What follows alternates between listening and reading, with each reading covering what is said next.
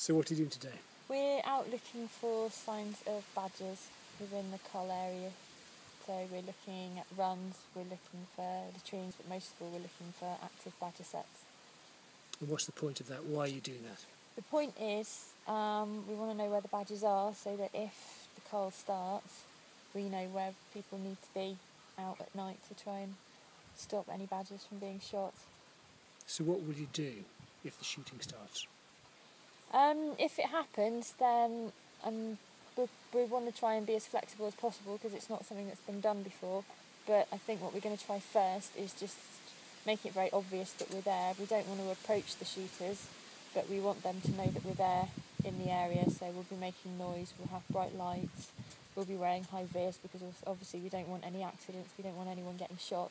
So we're not going to be creeping around in the woods, we're going to be very, very visible, very obvious. Will you stay within the law? We will.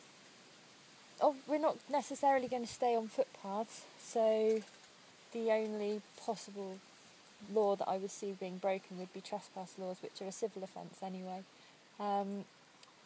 There has been talk about aggravated trespass, which is trespassing whilst trying to stop a lawful activity, but in my opinion this badger cull isn't lawful, so that is not a relevant law anyway, so it's just civil trespass.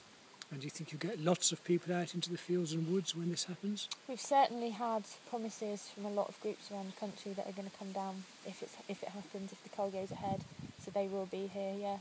And we've also got quite a lot of supporters within the areas as well, so we've got people that can be looking out and people that can come from further afield and help.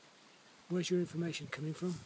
It's coming from all over, and obviously what we're doing today is getting information, but we've also got people that live within the areas and know their local sets, so they're giving us information.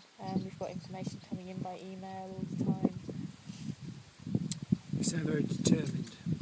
Yes, yeah, it's completely illegal cull, it's completely unscientific, completely unjustifiable, it can't go ahead.